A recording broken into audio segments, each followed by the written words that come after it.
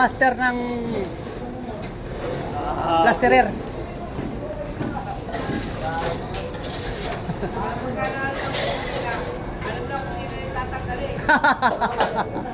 Wala, karirin nyo lang eh.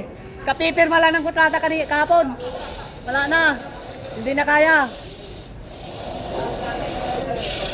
Parang si Kwanto eh, si Cornel. Pagkapirma, namroblema na kagad si Samson eh. Yari kagad siya. Pag nakapirma na ng kontrata, wala nang problema. Mga problemas na.